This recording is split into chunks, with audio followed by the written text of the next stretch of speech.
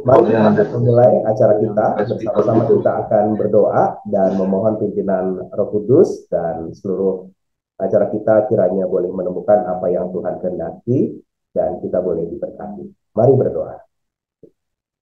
Kami sungguh bersyukur karena ada waktu bersama-sama pada saat ini kami boleh memulai seluruh rangkaian program kami untuk mempersiapkan pelayanan kami sebagai para pelayan anak.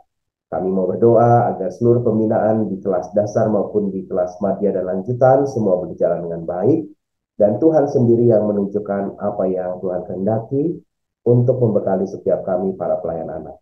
Layakkanlah setiap kami, ampunilah segala dosa kami, sehingga seluruh berkat Tuhan yang Tuhan mau nyatakan di acara ini tidak terhalang kami terima.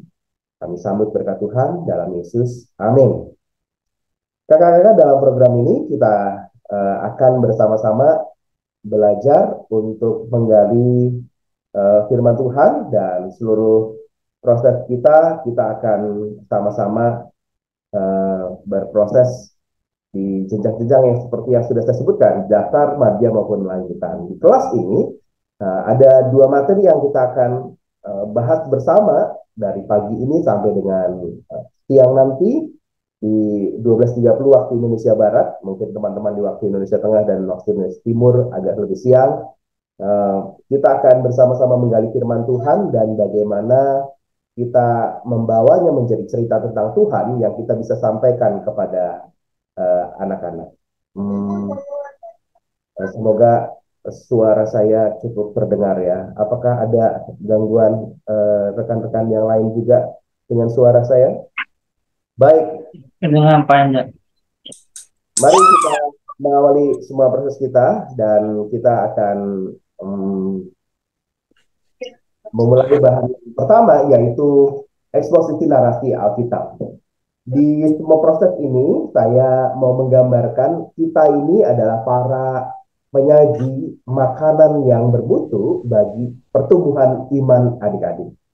Jadi kita ini adalah para koki ya, kalau bisa dikatakan demikian, koki yang akan menyampaikan makanan bergizi kepada anak-anak yang akan kita layani.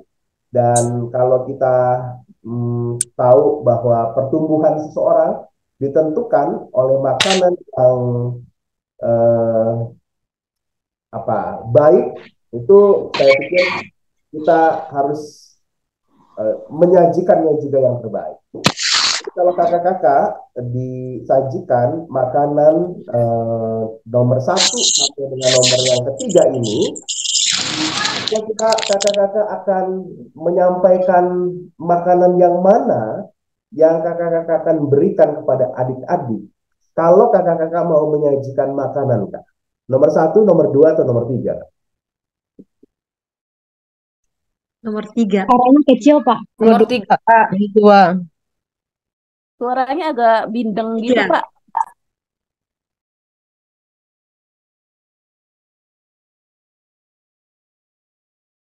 Oke, nomor 3. Terima kasih. Ada lagi yang lain, kakak-kakak?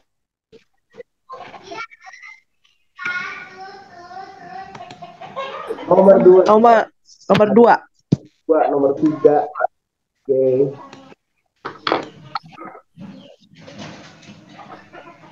Sama setan itu mati, kalau mau ngomong tuh nyalain. Nomor 2, nomor 3. Oke, ada lagi yang lain? Oke, kalau nomor 1, mungkin kita ada yang suka dengan ikan asin ya. Waduh, ikan asin kayaknya oke banget. Tapi kalau kita memberikannya semuanya nomor 1, waduh, rasanya kayaknya kita bisa darah tinggi semua nih ya, anak-anak kita nanti. Kalau nomor 2, katanya nomor 2 juga adalah makanan yang cukup sehat ya. Makanan yang cukup sehat. Tapi nomor 2 rasanya kalau kita akan sajikan itu terus-menerus, rasanya ya bosan juga adik-adik ya, karena ada banyak hal yang kita nggak bisa apa-apain karena ikan mentah ya, sajiannya cuma itu aja ya. Kalau nomor yang ketiga, mungkin kita bisa menyajikan dengan banyak sekali variasi. Hari ini kita akan masak sup kuning misalnya, besok ada ikan acar, besok bisa digoreng, atau ada tim, dan lain-lainnya. Ada banyak sekali hal yang bisa kita kombinasikan kalau kita melakukan proses yang ketiga. Tapi proses yang ketiga harus melewati proses yang panjang. Kita mempersiapkan bahannya, kita mempersiapkan proses mengolahnya, dan lain-lainnya. Jadi ada banyak sekali hal yang saya pikir perlu kita pertimbangkan menjadi sesuatu yang kita bisa sajikan menjadi makanan olahan yang baik. Nah, membagikan firman Tuhan menurut saya adalah proses untuk menyajikan makanan sehat, ya versi nomor 3 tadi. Maka proses menggali firman Tuhan, menyajikannya kepada adik-adik itu menjadi sesuatu yang sangat penting. Nah, saya mau ajak kakak-kakak untuk bersama-sama menyiapkan satu kertas dan alat tulis. Kakak-kakak silakan bisa kita akan mempersiapkan sebuah aktivitas dan saya mau minta kakak-kakak melakukan sesuatu yaitu membuat gambar. Gambarnya saya akan arahkan apa yang kakak-kakak harus gambar. Mari kita menggambar kakak-kakak. Silakan siapkan alat tulis dan juga kakak-kakak bisa menyiapkan kertas apa saja, kecil tidak apa-apa, atau kertas yang besar silakan, yang ada saja yang kakak-kakak miliki. Dan saya akan memandu kakak-kakak untuk menggambar. Gak usah gelisah kalau saya nggak bisa gambar atau gambar sejelek dan lainnya. Ini gambar mudah, kakak-kakak bisa memulainya dengan gampang sekali ya. Oke Kak, kita siap ya. Kita akan mulai menggambar.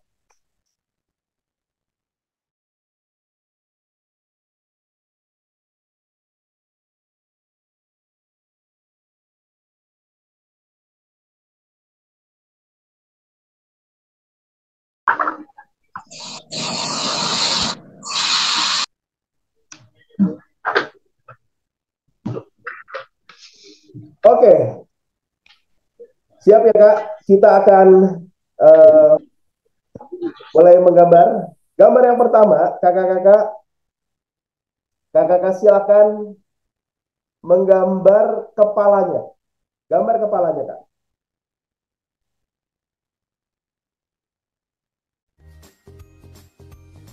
Kalau sudah kepalanya. Gambar apa, Pak? Maaf. Kepalanya Kak. Gambar kepalanya Kak. Kepala apa, Kak? Terserah kakak-kakak. Oh. Lalu Kayaknya ini gambar bebas ya, Kak?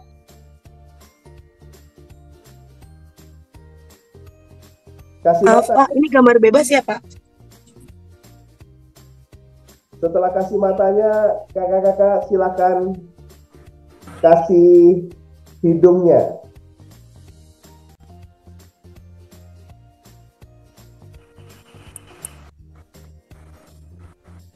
Oke Kak. Udah. Kalau sudah hidungnya, kasih mulutnya Kak.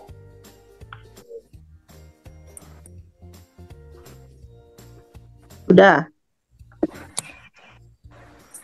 Kalau sudah, silakan gambar kupingnya Kak.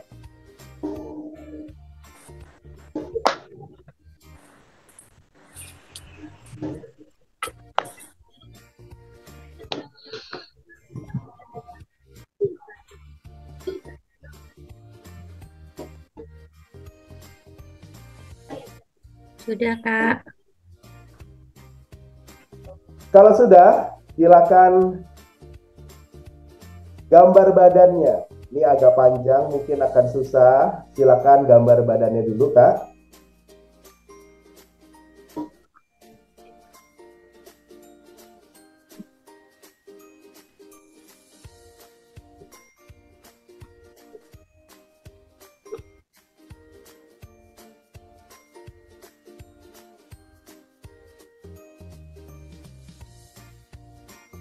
Kalau sudah gambar badannya, saya kasih waktu deh, karena badannya mungkin akan jauh lebih susah nih, karena besar kan badannya.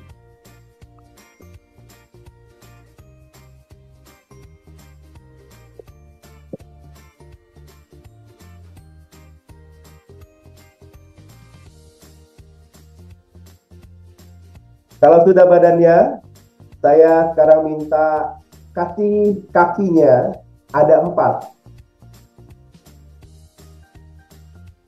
Kakinya ada 4, Kak.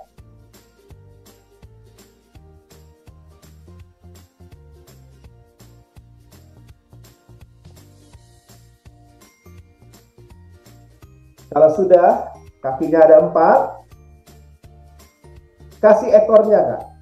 Gambar ekornya.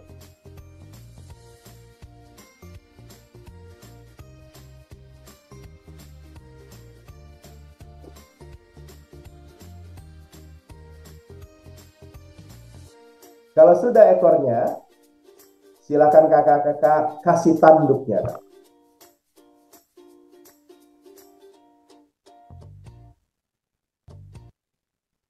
Kalau sudah kakak-kakak, saya meyakini kakak-kakak sudah menggambar dengan baik, dengan tepat, yaitu gambar seperti ini, Kak.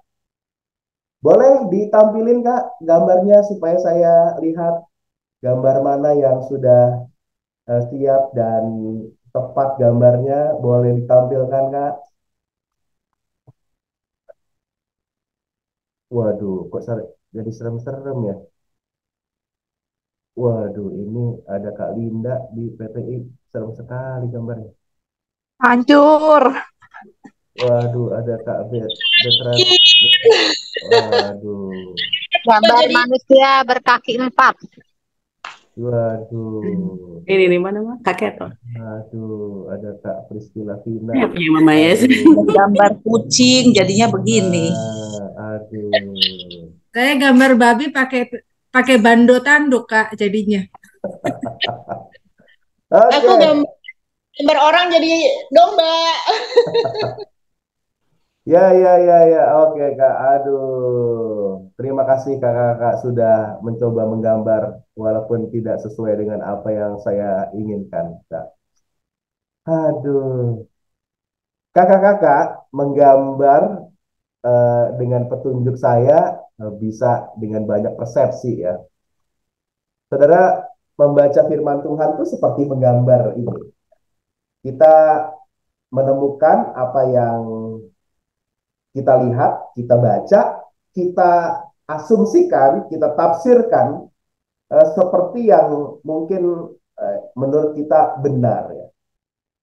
Ketika saya suruh gambar kepalanya, kita punya asumsi yang macam-macam.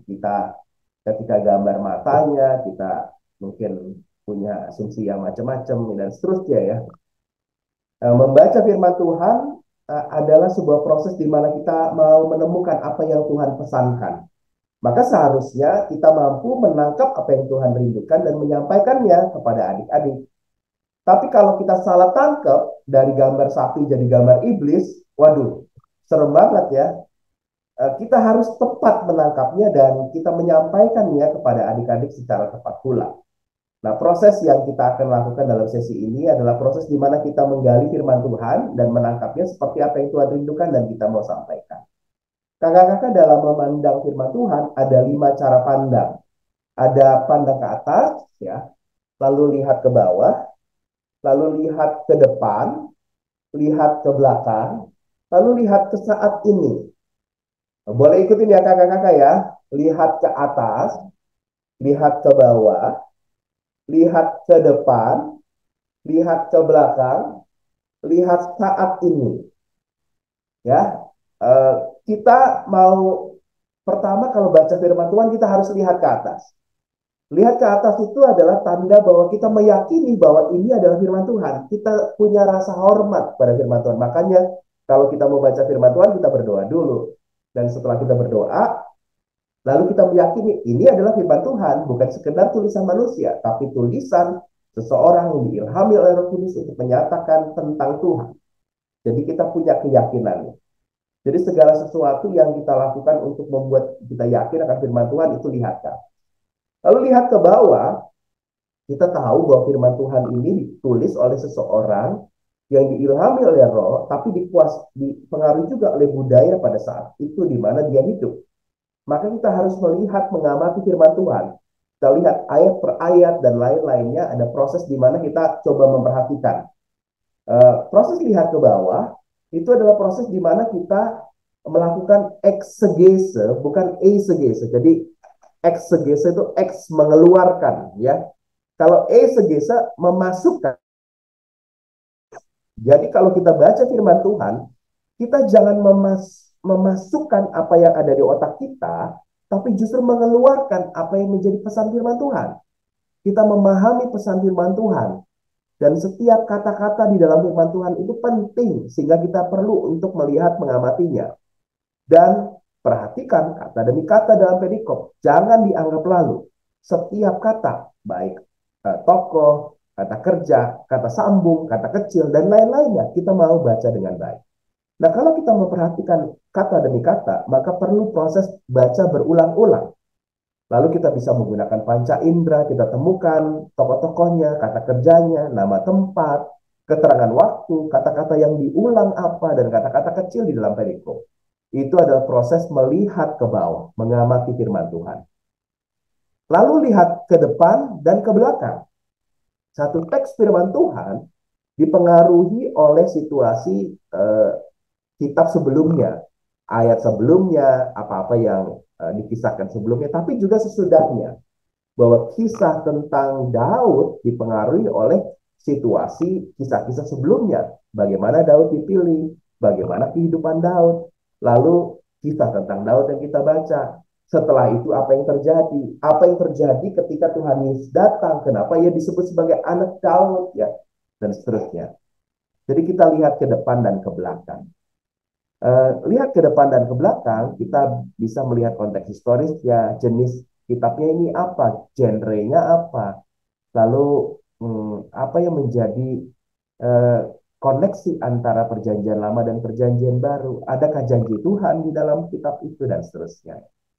Dan yang terakhir adalah lihat saat ini, kita melihat apa yang ada saat ini, kita melihat apa yang menjadi konteks yang relevan, yang kita mau sama-sama gumuli untuk benar-benar bisa kita lakukan prosesnya dengan baik, ya.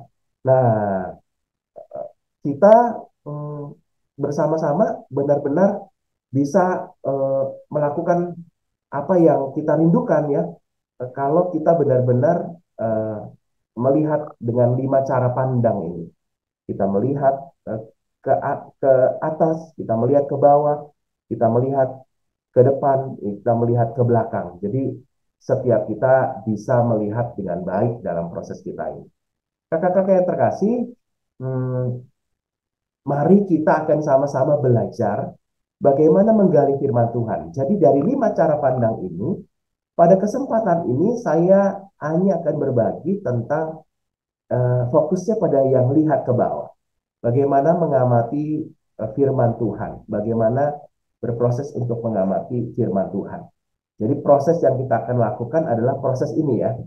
Kita eksegese bukan eisegese. Kita coba memperhatikan kata demi kata. Kita baca berulang-ulang. Kita membaca firman Tuhan dengan baik, ya. Memahami pesan firman Tuhan di dalamnya. Dan kita mau coba menangkap pesannya. Nah, kita sambil belajar, ya, kakak-kakak, ya. Saya sudah mengirimkan form yang isinya adalah form yang A, ya, Kak, ya. Yang isinya itu adalah ini, ya. Proses mengamatinya berdasarkan pada proses ini, melihat tokoh, melihat dengan panca indera, dan seterusnya, ya, Kak, ya. Boleh kakak-kakak siapkan formnya, kakak-kakak bisa melihat form seperti yang saya tampilkan ini, ya, Kak, ya. Di sana sudah ada, dan nanti kakak-kakak kita akan bersama berproses. Bahan Alkitab yang kita akan bahas, kita akan membahasnya dari Lukas 19 ayat 1 sampai dengan 10. Yuk, kita buka Alkitabnya. Kita akan sama-sama belajar bagaimana menggali firman Tuhan secara bertanggung jawab dari Lukas 19 ayat 1 sampai dengan 10. Mari kita membuka Alkitabnya. Saya akan meminta salah satu dari kita boleh membacakannya buat kita, ya. Kak Sri Dwi Liana, bolehkah membacakan buat kita, Kak Sri?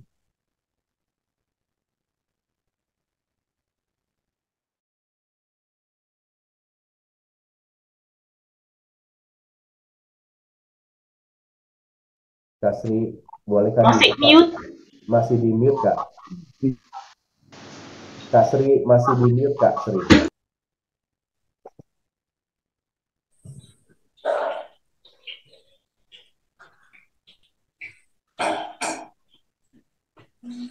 Belum dibuka mic-nya, Kak Sri. Oh iya. Ya. Lukas 19.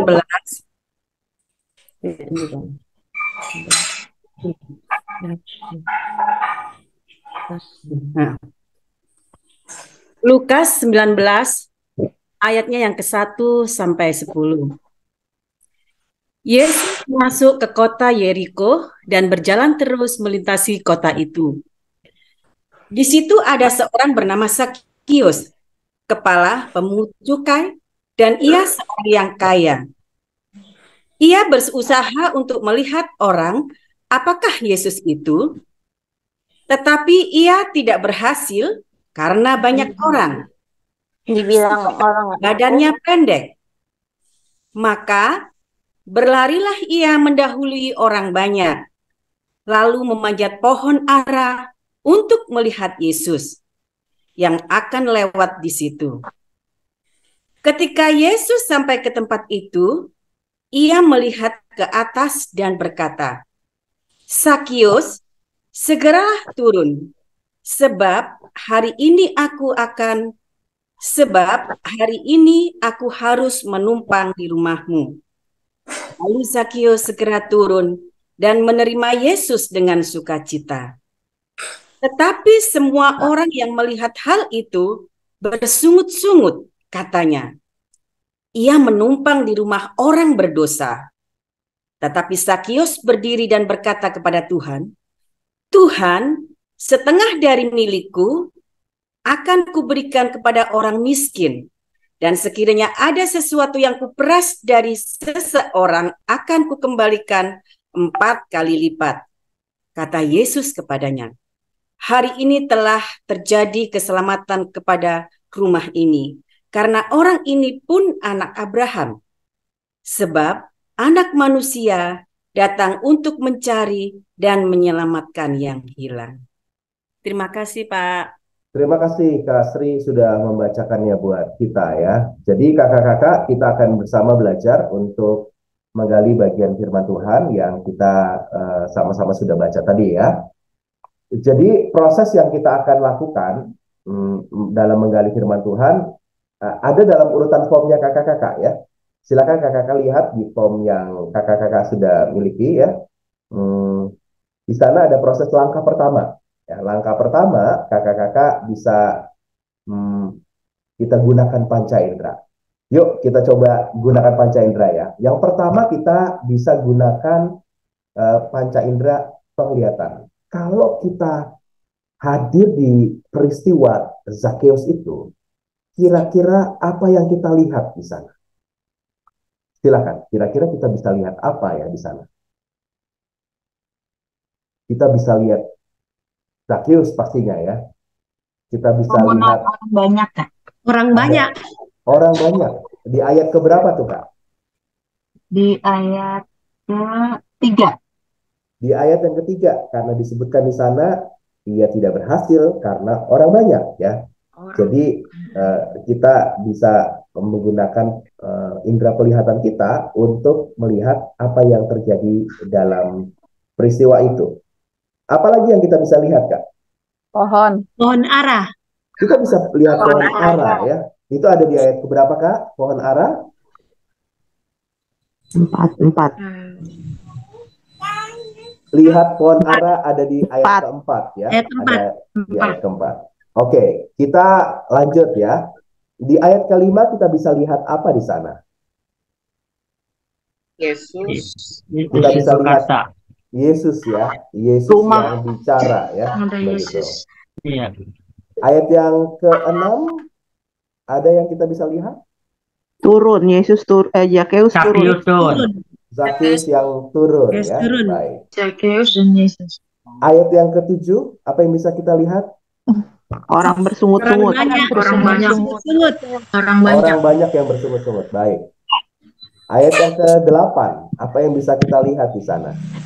Sakius berdiri. Sakeus berdiri. berkata ya. Baik. Berkata kepada Tuhan. Nah, ayat 9 dan 10 apa yang bisa kita lihat kalau kita ada di sana? Ini Yesus terjadi di berkata rumah ini. Yesus yang bicara Terjadi ya. keselamatan. pada anak Abraham. Baik. Kita lanjut ke apa yang bisa kita dengar nih ya. Nah, di formnya itu masih di langkah yang pertama. Apa yang bisa kita dengar kalau kita ada di tempat itu? Ayat 1 Yesus kita lihat ya. Yesus berkata. Oke, di ayat keberapa itu? Yesus berkata itu. Yesus berkata. Di ayat yang kelima ya, kita bisa lihat Yesus berkata. Ayat kelima. Ke-9 dan 10 juga kita bisa dengar ya. Ayat yang ke-8 kita bisa lihat, bisa kita dengar sesuatu di ayat ke-8. Sakeus berdiri dan berkata. Sakeus berdiri dan berkata. Baik, Sakeus yang berkata. Ada yang kita bisa dengar juga di ayat yang ke-7. Orang bersungut-sungut. Orang bersungut-sungut. Lalu proses yang selanjutnya kita bisa pegang. Apa yang bisa kita pegang? Ayat 1 kita lihat. Ayat yang kedua. Yesus masuk. Yang bisa kita pegang? Kalau di situ di ayat 1 disebutkan kota Yeriko, berarti mungkin kita bisa Kota pegang Yeriko. kota nggak ya? Bangunannya mungkin kita bisa pegang. Gerbangnya. Gerbangnya mungkin ya. Lalu apa yang bisa kita kecap dalam teks kita? Apa yang bisa kita kecap dari seluruh ayat? Adakah sesuatu yang bisa kecap dengan lidah? Enggak ada. Nggak ada ya. Nggak ada. Kalau di ayatnya yang keempat ada pohon ara, kita bisa kecap nggak ya? Kalau berbuah. Kalau berbuah ya. Kalau Iya. berbuah nggak bisa. Oke, tapi ada kata pohon ara di sana. Ya, kita memperhatikan ada kata pohon ara, mungkin saja kita bisa kecap ya. Lalu apa yang bisa kita cium? Adakah sesuatu yang bisa? banyak. Di ayatnya yang ketiga ada orang banyak di sana ya. Mungkin saja bau orang banyak. Bau Ya. keringat. Bau keringat. Oke. Kakak-kakak dengan melakukan proses menggunakan panca indera, kita tuh sedang coba memahami situasi yang ada pada peristiwa itu. Kita coba masuk hadir di peristiwa itu. Jadi biarkan seluruh indera kita bekerja untuk membayangkan peristiwa itu.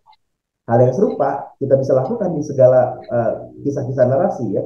Kisah-kisah tentang Daud dan Goliat. Kira-kira kalau aku hadir di sana, apa yang aku bisa lihat ya? Kita bisa melihat ada mungkin Goliat yang begitu besar ya. Kita bisa merasakan apa yang terjadi pada peristiwa Daud yang dibuang ke sumur ya. Kita bisa coba merasakan situasi yang ada itu. Dan kita bisa melakukan sebuah proses menghayati apa yang kita bisa pahami dengan peristiwa itu. Itu yang pertama, Kak. Langkah yang pertama, gunakan panca indera. Langkah yang kedua, yaitu kita coba definisikan nama-nama tokoh dalam perikop itu. Yuk, kita coba selidiki nama-nama tokoh di dalam perikop itu. Kita lihat lagi ayat yang pertama, kakak-kakak. Ada nama siapakah? Yesus. Oke, ada nama Yesus di sana, ada tokoh Yesus. Ada tokoh siapa lagi dalam kisah kita? Sakeus ayat 2. Zakeus. Ada tokoh Orang siapa banyak. lagi? Orang banyak. Orang banyak. Oke. Itu bukan tokoh ya, orang banyak ya. Orang banyak tokoh atau bukan? Tokoh. Bukan. Menurut saya tokoh juga ya, karena dia hadir di sana. Bahkan ayat 7 banyak ya. bahkan di ayat 7 disebutkan mereka berkata ya. Iya. Ya. Ada lagi tokoh yang lain? Masih ada? Enggak ada. Anak Abraham. Baik, di ayat ke-9 disebutkan ada anak Abraham. Tapi ini sebuah istilah, bukan tokoh. Ada anak manusia juga. Ya. Juga ada anak manusia. Itu bukan tokoh ya. Jadi Bukan ya. bukan merujuk pada satu sosok gitu ya. Walaupun anak manusia merujuk pada Tuhan Yesus, tapi Tuhan Yesus adalah tokoh yang sama di ayat yang pertama. Jadi anak Abraham bukan tokoh ya, tapi itu sebuah sebutan. Sebutan. Oke, kalau ada tokoh, ya saya menemukan beberapa tokoh di sana. Ada Tuhan Yesus, ada Zakheus, ada orang banyak ya dalam kisah kita. Kalau ada tokoh, maka ada sesuatu yang dikerjakannya. Langkah yang ketiga ya adalah kita coba mendefinisikan apa saja aktivitas atau kata kerja yang dilakukan. Lihat lagi ayat 1, Kak. Lihat lagi ayat 1. Apa kata kerja di sana? Berjalan. Masuk. Masuk. Berjalan. Ke kota Yeriko Melintasi. dan berjalan. Jalan melintasi. Melintasi kota. Berjalan. Nah, kakak-kakak dari sini ya, dari ayat 1, ketika kita mengamati kata kerja, kita langsung bisa menemukan sesuatu yang penting ya. Kalau di dalam perikop kita disebutkan ada masuk dan melintasi, begitu ya. Berarti sebenarnya Tuhan Yesus nggak mau ke Yeriko, hanya sekedar lewat. Ya. Lalu kita melihat kenapa Tuhan Yesus yang melintasi, tapi di ayat yang kelima dia mengatakan, aku harus menumpang di rumahmu. Jadi mengamati kata kerja melintasi di ayat 1, menimbulkan sebuah pertanyaan bagi kita. Kalau bukan ke Yeriko, mengapa dia harus menumpang di rumah Zakheus ya? Jadi ada sesuatu yang kita bisa temukan di sana. Adalah kata kerja apa lagi di ayat-ayat berikutnya? Di ayat 3 misalnya. Memanjat. Memanjat, oke. Di ayat 3. Berusaha untuk melihat. Berusaha untuk melihat, ayat 3 ya. Ini penting karena berarti Zakheus punya keinginan besar. Dia berusaha ya. Ada lagi. Berlari. Ayat 4. Ya, ayat 4 berlarilah. Berlari. Memanjat. Berlarilah, memanjat ya. Dari kata berlari, kita langsung bisa menemukan sesuatu yang penting ya. Bahwa ternyata Zakheus itu punya antusiasme besar sehingga dia berlari. Ini kita bisa temukan ya. Jadi ada kata berlari di sana. Ada lagi kakak-kakak ayat keberapa lagi kata kerja yang lain? Ada Berbicara. berbicara, berdiri ya. Coba kita perhatikan kata berdiri di ayat 8 ya. Ayat 8. Ya, ayat 8 ada kata berdiri di sana. Kalau kita amati di sana berarti Zakheus itu berkata tentang setengah dari milikku akan kuberikan dan sekiranya ada yang kuperas aku kembalikan 4 kali lipat. Dia benar-benar berbicara dengan sungguh-sungguh karena dia berdiri, nggak sambil duduk-duduk santai gitu ya. Tapi dia benar-benar sungguh-sungguh berbicara dengan berdiri.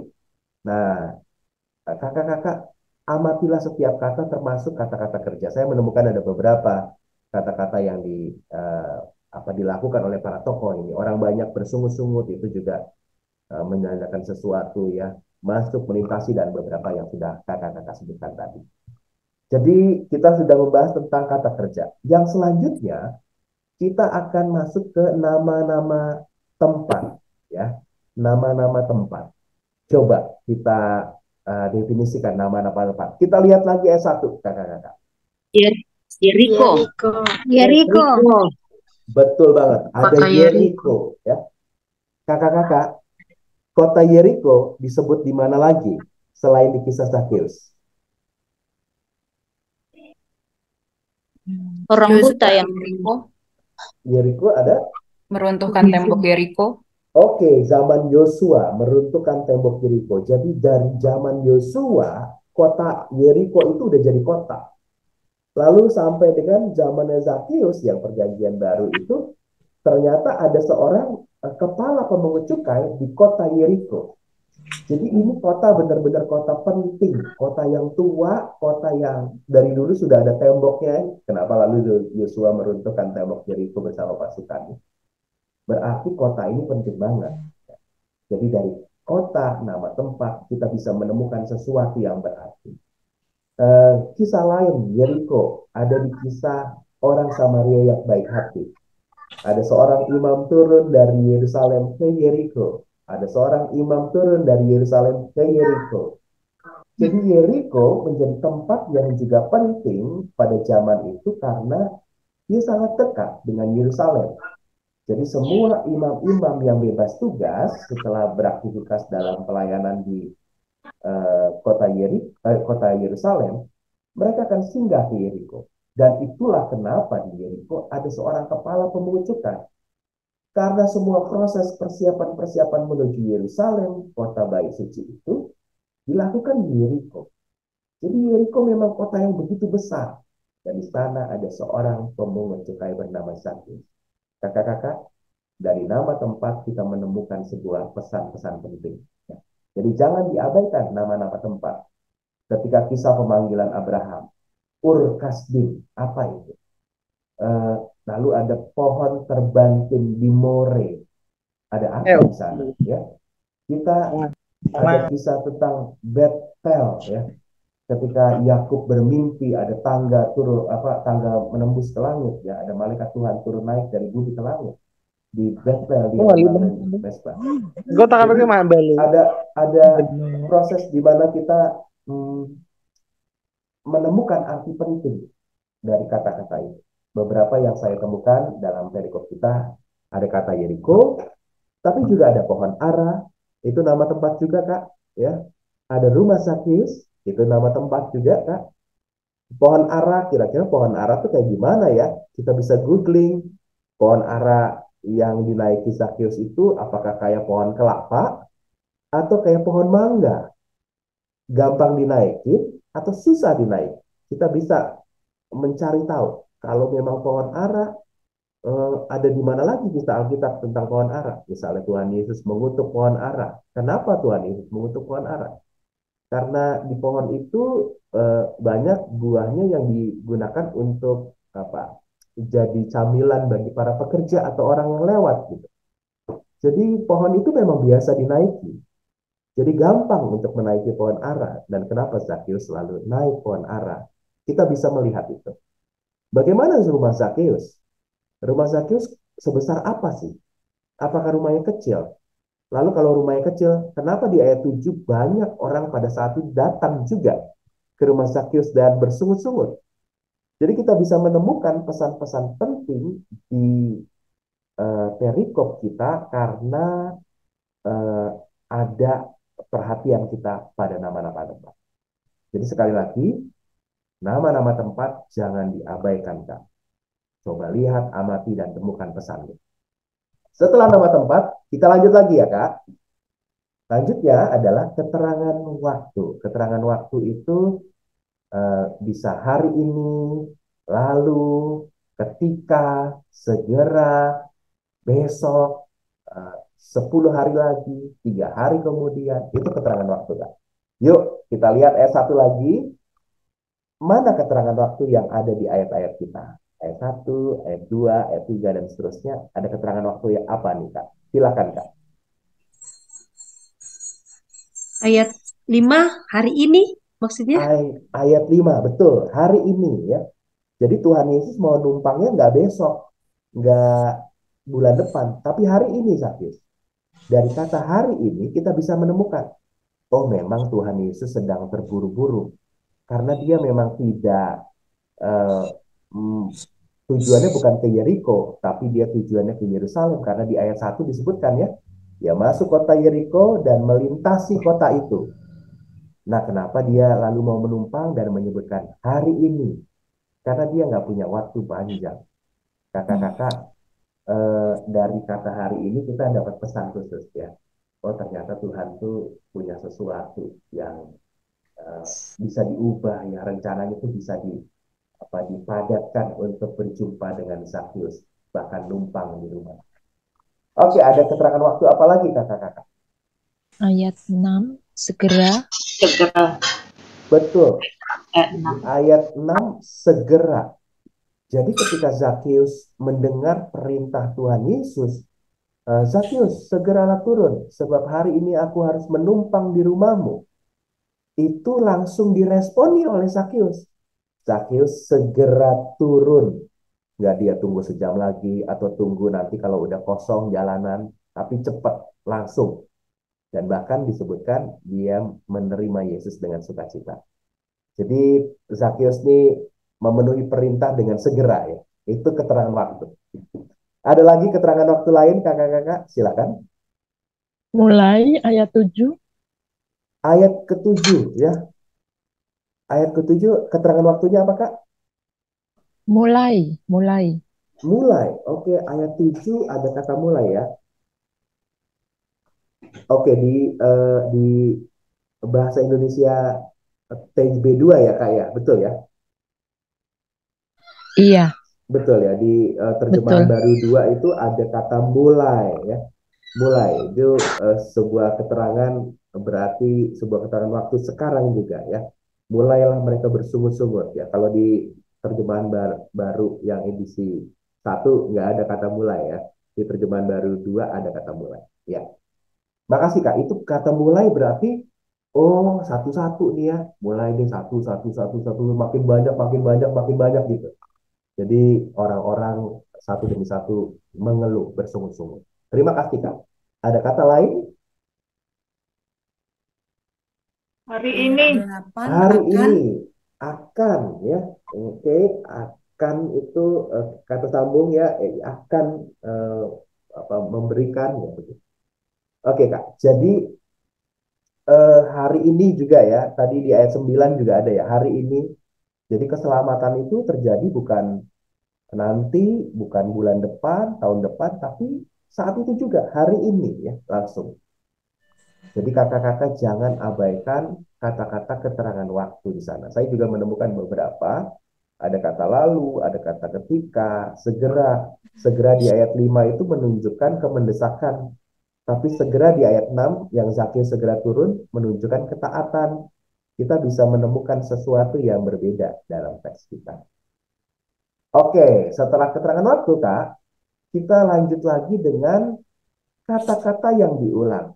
Kak, di Alkitab itu penulis ketika mau menekankan sesuatu, ya, dia mau menekankan pesannya, dia akan ulang-ulang. Nah, kita bisa melihatnya dari kata-kata yang sering kali muncul. Jangan-jangan di situ adalah pesannya. Nah, kita bisa perhatikan ya, kira-kira kata-kata apa yang berulang-ulang dimunculkan? Hari ini. Hari ini ya, di ayatnya yang kelima ada, di ayat yang 9, hari ini. Berarti itu ada sesuatu yang penting. Kita catat dulu, apa pesannya nanti kita akan coba olah. Ada kata lain? Orang banyak. Ada orang banyak. Di ayat 3, di ayat 4, di ayat 7, ada kata orang banyak. Berarti orang banyak itu penting. Zakheus, Yesus. Oke. Ada kata lain, Kak?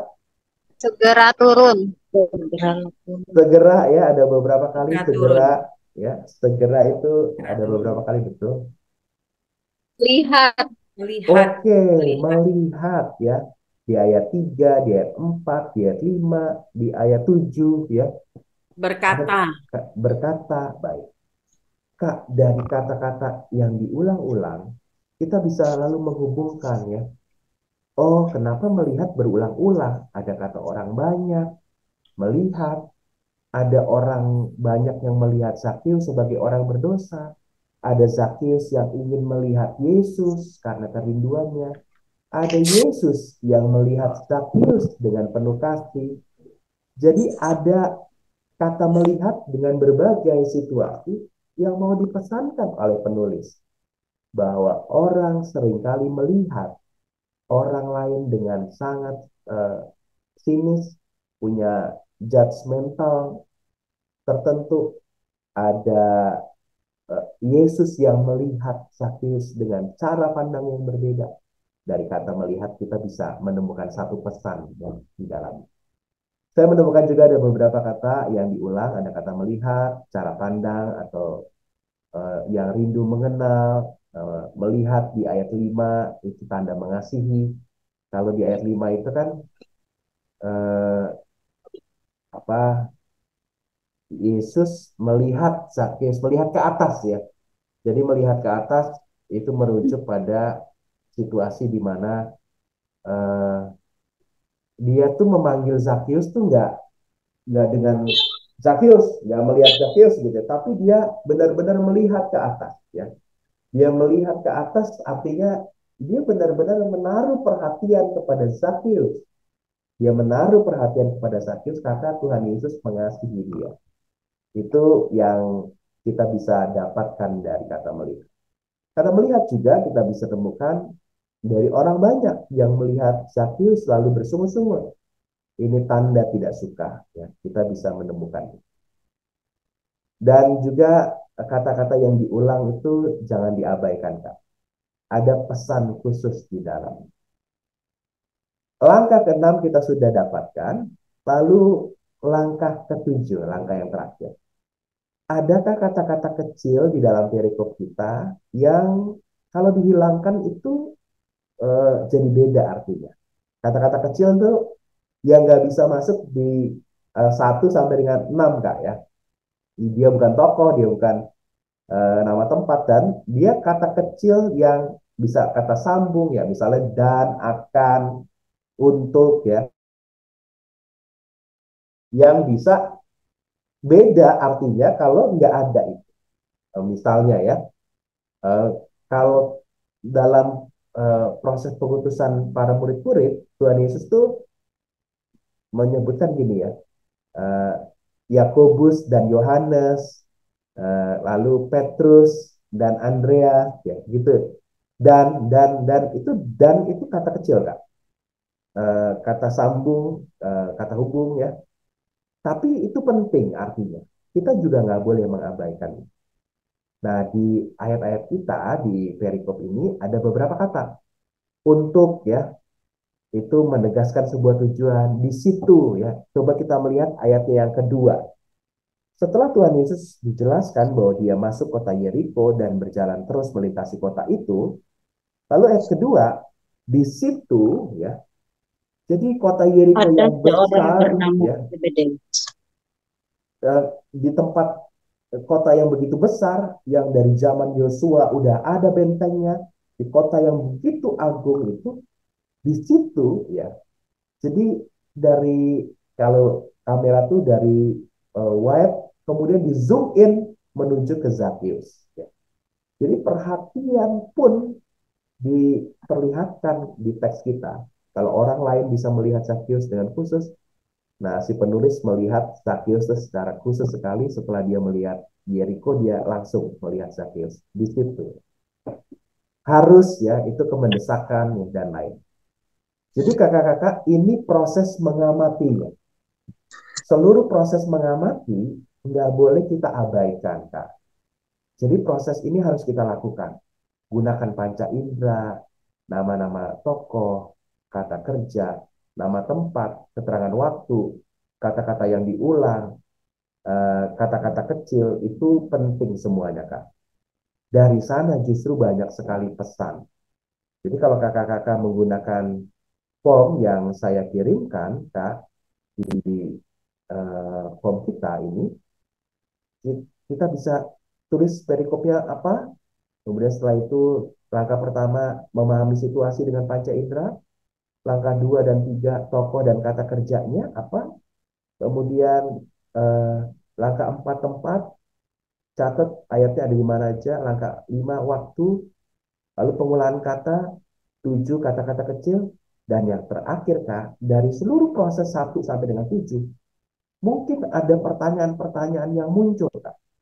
Jadi kita bisa lalu mendefinisikan, adakah pertanyaan-pertanyaan yang muncul dari penggalian kita. Yuk, coba kita gali bersama ya. Ada nggak kakak-kakak pertanyaan-pertanyaan yang muncul setelah kakak-kakak menggali firman Tuhan ini? Silakan. Kira-kira pertanyaan apa ya yang muncul dari penggalian kita?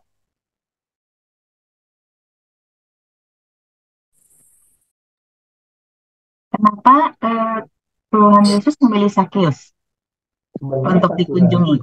Oke, Kenapa Zakheus yang dipilih? Makasih kata Bita. Kenapa Zakheus yang dipilih? Di ayat 2 disebutkan ya, dari Yeriko, di situ ada Zakheus. Emang nggak ada yang lainnya ya gitu. Kenapa Zakheus ya? Oke, Kak Amelia mengatakan mengapa orang-orang bersungut-sungut? Itu bisa jadi pertanyaan menarik juga tuh ya. Ada lagi nggak, Kak? Saya, Pak. Boleh, Kak. Silakan, Kak. Ya. Apa yang terjadi seandainya Sakyus tidak berhasil bertemu Tuhan Yesus? Terima kasih, Kak Yuke. Apa yang terjadi kalau Zakheus nggak berhasil ketemu Tuhan Yesus? Wah, terima kasih, Kak. Bagus banget tuh. Oke, ada beberapa pertanyaan di chat box yang menarik-menarik ya. Mengapa Zakheus ingin tahu seperti apa Yesus? Kenapa Zakheus memanjat pohon? Gitu. Mengapa apakah Zakheus itu orang Yahudi? Jika iya, mengapa dia memungut cukai dari bangsanya dan lain-lain? Nah, Kak, pertanyaan-pertanyaan ini kan muncul dari pengamatan kita ya. Kita mengamati, lalu muncul pertanyaan. Dan kita akan menjawab itu untuk membuat kita lebih paham ya, situasi yang ada. Misalnya ya, saya punya beberapa pertanyaan juga. Mengapa Zakheus sangat ingin melihat Tuhan Yesus? Wah, kenapa ya? Lalu kita bisa ulang lagi pembacaan kita. Banyak orang lain melihat Zakheus dengan sinis. Bahkan disebutkan ayat 7, dia menumpang di rumah orang berdosa. Kalau dia orang berdosa, apa benar dia berdosa? Apa yang dia lakukan? Kalau dia orang Yahudi, di chatbox ada pertanyaan tadi, mengapa dia memungut cukai? Kakak-kakak, kalau kita melihat konteks pada saat itu, ketika orang-orang Romawi menjajah daerah Yudea, pemungutan cukai itu bisa dilakukan oleh orang-orang sebangsanya, gitu ya. Jadi Zakheus bertugas memungut cukai seluruh orang-orang di Yudea, dan dia menyetorkannya kepada penjajah. Dan itu cara yang dilakukan oleh orang-orang Romawi. Dan yang penting Romawi dapat setoran pajaknya, kira-kira begitu. Dan itu yang membuat orang-orang Yahudi, orang-orang saudara-saudara Zakheus, sesama orang-orang Israel, nggak suka dengan Zakheus karena dia bekerja sama dengan penjajah. Dan itulah kenapa dicap sebagai orang berdosa. Dan seterusnya ya, kita bisa melihat kenapa Zakheus Tuhan Yesus mau menumpang di rumah Zakheus, ya. Padahal dia kan mau melintasi kota Yeriko. Ya. Kita lalu melihat ternyata Tuhan Yesus tuh bisa mengubah sebuah rencananya demi seorang Zakheus. Tuhan Yesus yang tadinya nggak mau ke Yeriko, dia mau mengubah rencananya karena ada Zakheus. Itu juga akan terjadi pada kita. Tuhan sangat perhatian pada kita, walaupun dia punya mungkin agenda lain, tapi kita termasuk di agenda Tuhan. Ya, itu kita bisa refleksi tentang itu. Lalu mengapa Zakheus berjanji mengembalikan uang 4 kali lipat? Ya, itu juga bisa memunculkan pertanyaan. Kira-kira kenapa ya, Kak ya, 4 kali lipat? Ada yang punya jawab, Kak?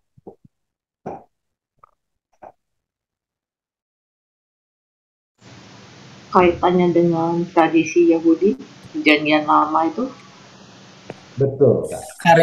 Karena Zakheus sudah diselamatkan, dengan rasa syukurnya dia mengembalikan dari berkat-berkat yang diberikannya kepada Tuhan.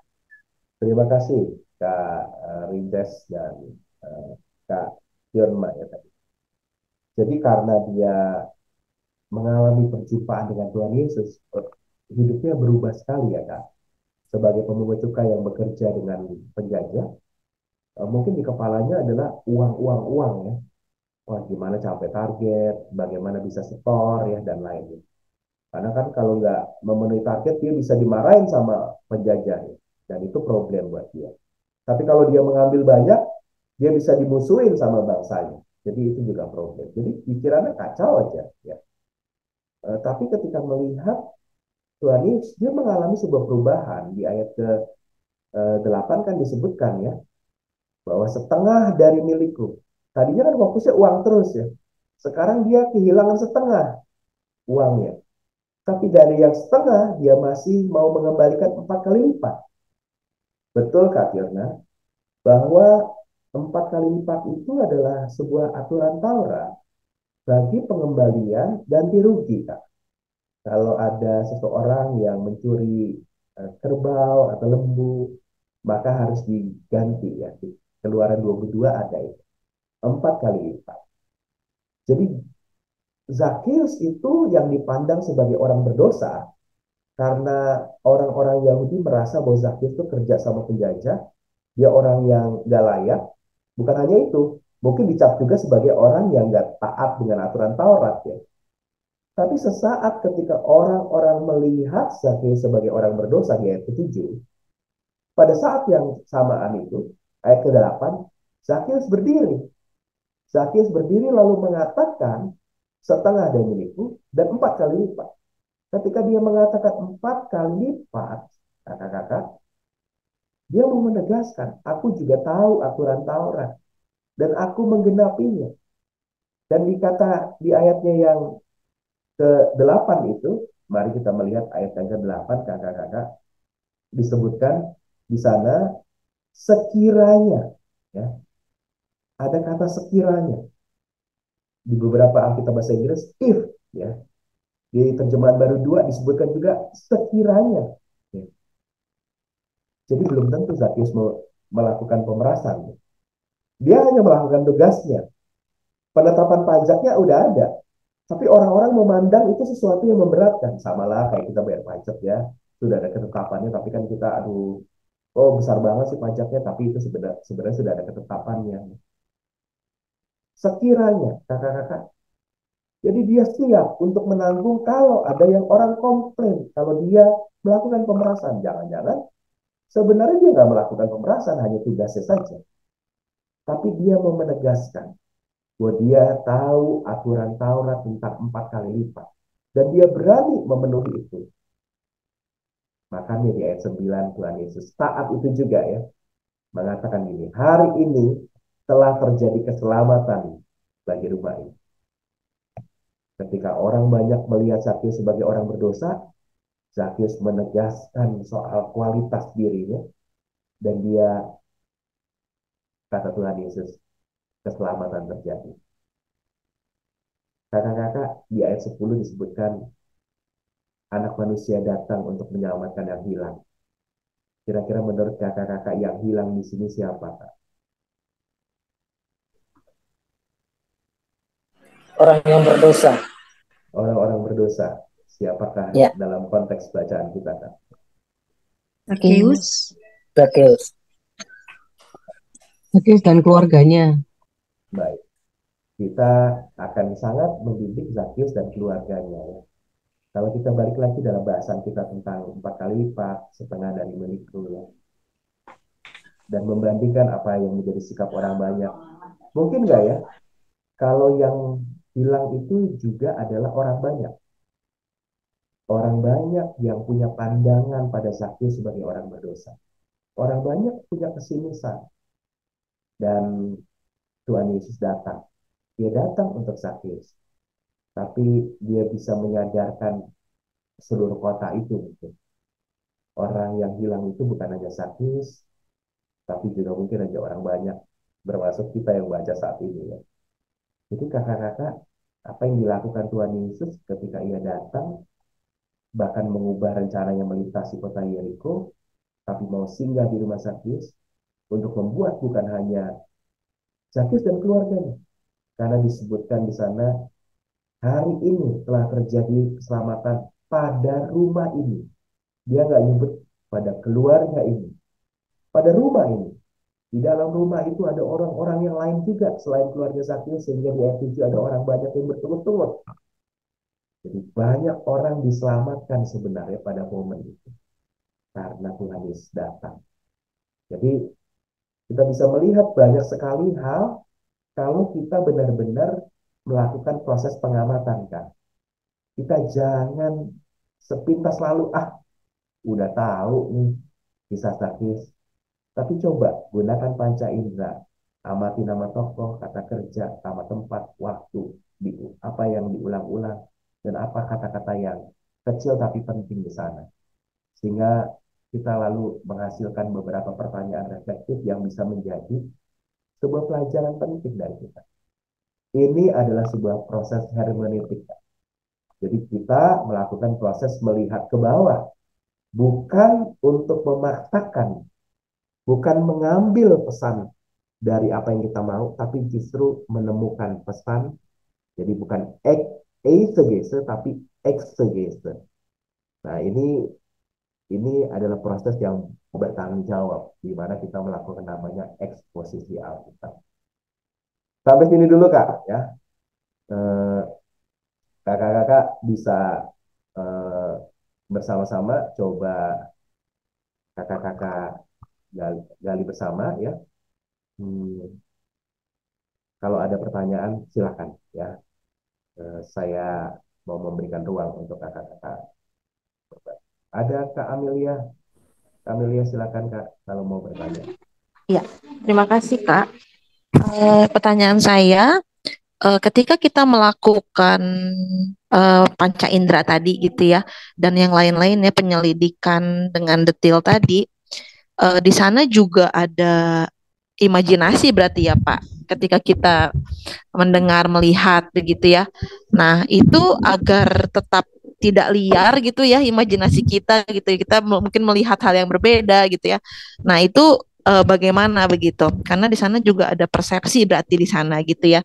Lalu saat kita mencoba menemukan pesan ketika kita mengamati bahwa hari ini, nah tadi kan kalau Pak Hendra bisa hari ini mulai begitu ya, itu ada pesan ya intinya agar tidak tetap pada tracknya, tidak ada asumsi atau pesan lain. Tadi kan di apa di paper yang dikasih juga kan jangan melihat apa yang tidak ada di perikop begitu ya, tetapi saat kita menemukan pesan itu tadi ada menggunakan imajinasi kita juga gitu ya, ada persepsi kita juga di sana. Nah, itu bagaimana Pak? Terima kasih.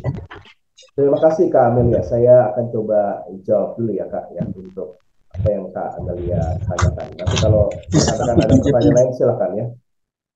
Jadi Kak, di form kita ya, saya coba lihatkan formnya kembali. Jadi hati-hati ya kayak gini ya. Disebutkan hati-hati, jangan membayangkan hal-hal yang tidak ada dalam perikop.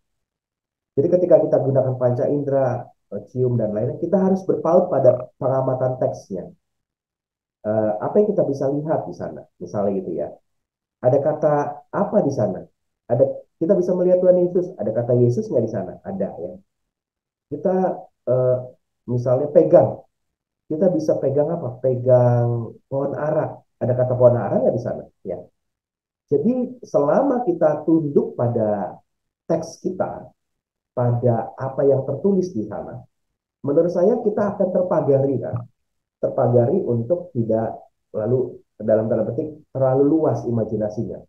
Oh jangan-jangan di sana ada ini, di sana ini. Enggak, karena di teks kita benar-benar disebutkan demikian ya. Supaya kita benar-benar bisa apa namanya, enggak kemana-mana begitu ya. Tadi kan yang ditanyakan Amelia adalah supaya kita juga nggak liar banget gitu ya, nanti menghubungkan ini dan itu ya.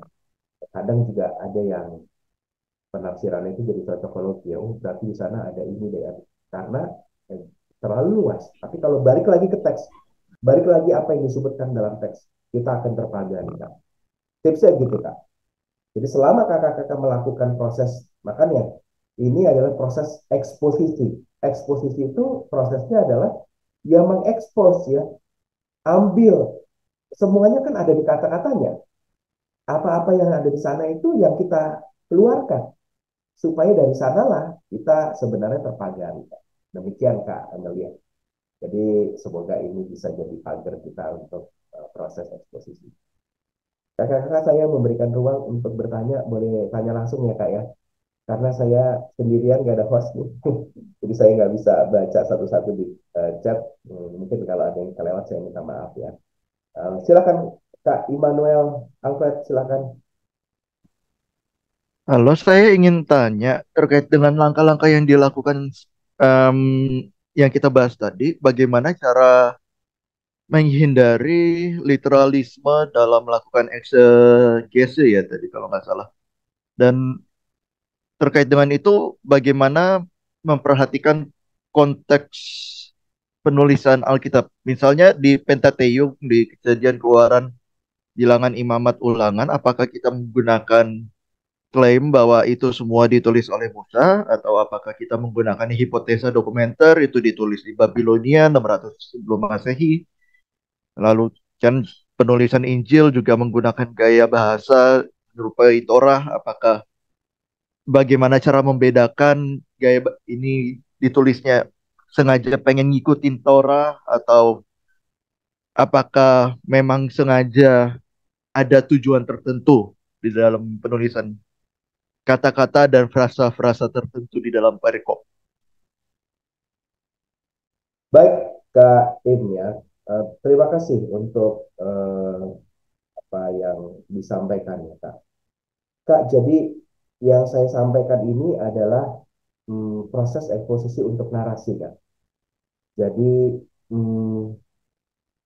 buat guru-guru sekolah minggu kan yang kita sampaikan kan narasi, kisah-kisah, cerita, dan lainnya. Dan kisah-kisah cerita ini ada konteksnya, dan sebagian besar ada dalam koridor konteks yang jauh lebih mudah kita pahami, Kak. Ya. Kita memperkenalkan adik-adik pada kisah sejarah suci. Dalam usia adik-adik yang relatif umurnya itu 3 tahun sampai dengan 12 tahun, ya, rasanya kita akan bisa melihatnya secara tekstual yang lebih mudah, Kak. Konteks historis, konteks biblikalnya kita pahami, Kak. Coba kalau sebagian besar di guru sekolah minggu ini kan para orang-orang awam yang mungkin kita nggak terlalu jelimet ngomongin soal konteks historis dan konteks biblikalnya gitu ya. Tapi setidaknya kakak-kakak sekolah minggu ini bisa bertanggung jawab untuk menggali firman yang paling sederhana, dan saya sampaikan ini dengan sederhana. Dan kakak-kakak akan memperdalam jauh lebih dalam lagi. Kalau tadi yang disampaikan Kak Im ya, ada banyak sekali hal-hal yang bisa kita perdalam lagi dalam konteksnya supaya nanti penafsirannya menjadi lebih kuat ya. Jadi pertimbangannya tetap bisa kita pakai Kak Im ya, beberapa aspek-aspek tadi yang disebutkan. Tapi sekali lagi setidaknya secara sederhana kaum awam pun bisa melakukan proses penggalian ini bertanggung jawab selama dia tunduk pada apa yang tertulis dalam Alkitab. Kan koridornya gitu ya. Apa yang disajikan firman Tuhan itulah yang kita gali, dan itu adalah koridor paling sederhana yang bertanggung jawab. Nanti kita bisa memperdalamnya dengan beberapa hal yang tadi Kak Im sampaikan. Jadi selama kita berpaut pada teksnya, apa yang tertulis di sana, menurut saya secara sederhana kita sudah cukup bertanggung jawab. Gitu, Kak. Terima kasih.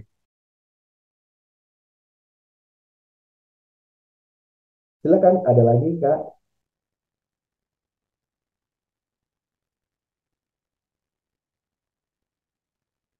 Beberapa ada pertanyaan di chat box.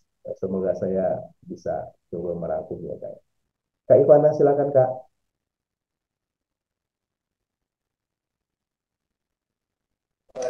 Ya, apakah suara saya terdengar, Kak? Terdengar, Kak, silakan. Oh iya, tadi saya mau menyambung dari pertanyaan yang pertama mengenai imajinasi ketika kita mempertanyakan misalnya apa yang dilihat, apa yang didengar gitu ya, menggunakan baca indera.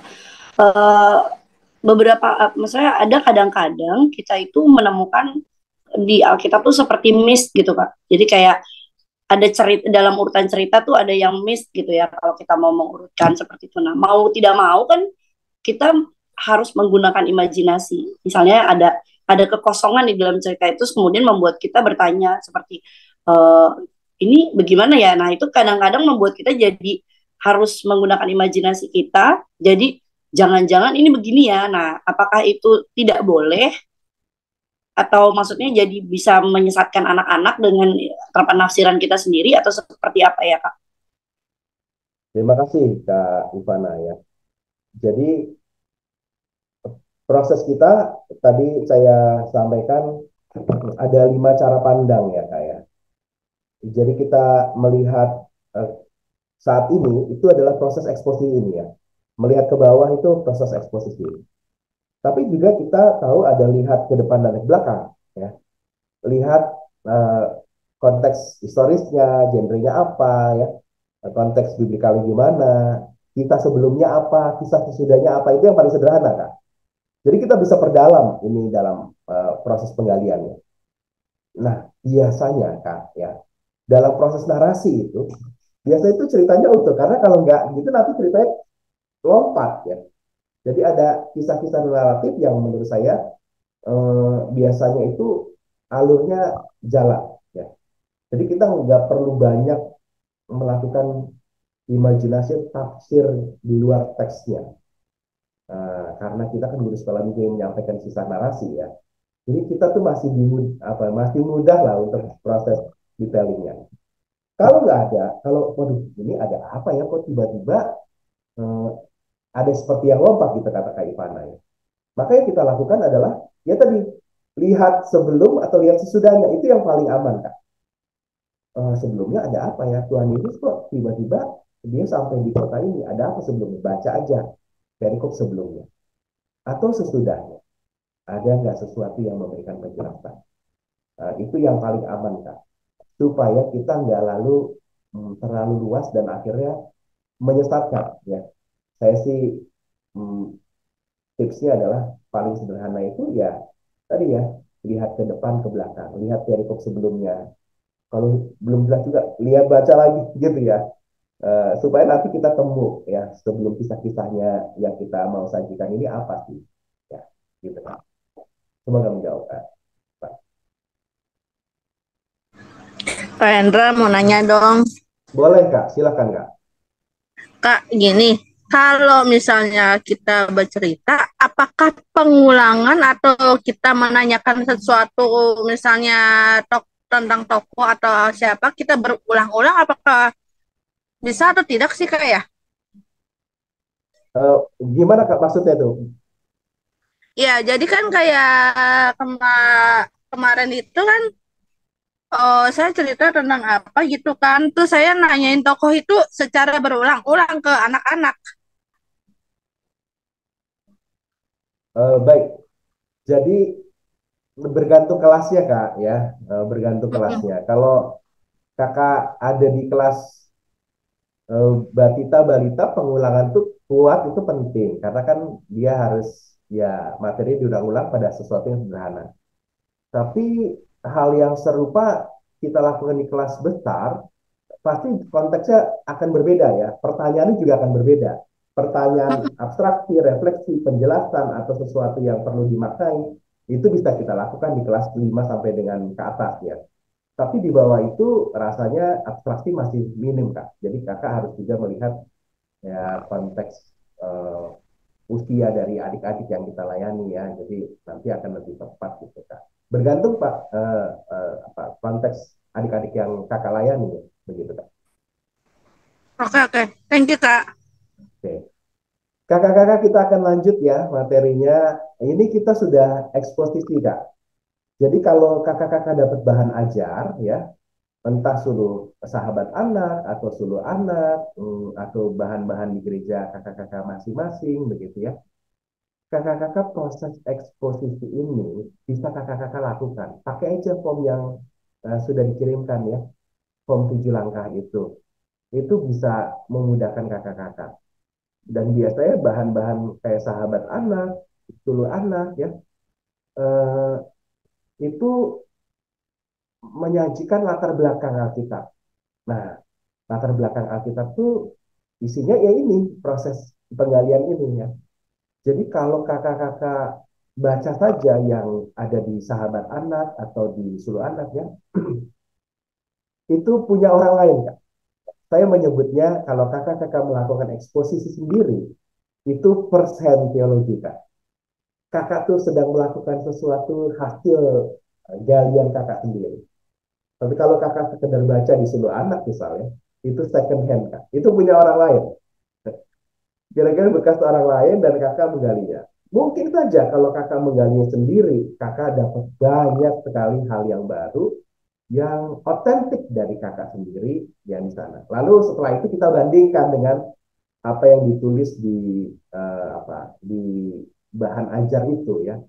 Jadi kita akan diperkaya. Kakak bisa, kalau ada pertanyaan soal 4 kali lipat ya, itu ada di Keluaran 22 ya, ada beberapa tradisi tentang 4 kali membayar ganti rugi dan lain. Kakak bisa prosesnya. Jadi apa yang kita sama-sama latih ini, proses penggalian 7 langkah ini lakukan sebelum kakak baca Sahabat Anak atau Suluh Anak ya kak. Gali dulu, habis itu bandingkan dengan apa yang jadi bahan ajar. Nanti kakak makin kaya. Nah, berikutnya kita akan lanjut. Nah, setelah kita melakukan sebuah proses eksposisi, ya, kita itu sudah seperti mau menyajikan makanan tuh udah banyak kak, ya, bahan makanannya. Dari kata melintasi, dari kata memanjat, berlari, ya, dari kata melihat, banyak kak. Sajiannya udah bahan dasarnya udah banyak banget. Nah, kita gimana caranya nih ya menyajikannya kepada adik-adik? Apakah semuanya? Atau kita pilih ya supaya relevan untuk adik-adik? Nah, kita akan membahas selanjutnya bagaimana dari eksposisi ini ke cerita Alkitab. Cerita tentang Tuhan saya menyampaikannya ya. Baik kakak-kakak, saya pikir cukup untuk hari ini ya. Dan semoga kita bisa memperkaya keterampilan kita untuk menjadi para pelayan. Saya akan tutup dalam doa. Mari kita berdoa. Kami sungguh bersyukur untuk waktu yang Tuhan berikan untuk kami belajar bersama-sama, mencintai firman Tuhan, menggalinya, dan menemukan pesan dan memperkenalkan Engkau kepada adik-adik. Kami berterima kasih untuk kekayaan firman. Kami berharap agar kami boleh terus dibekali dengan baik dan menjadi pelayan firman Tuhan yang bertanggung jawab. Kami bersyukur untuk hari ini. Dalam Kristus kami berdoa. Amin. Sampai ketemu kakak-kakak. Tuhan Yesus berkati. Sehat selalu. Terima kasih.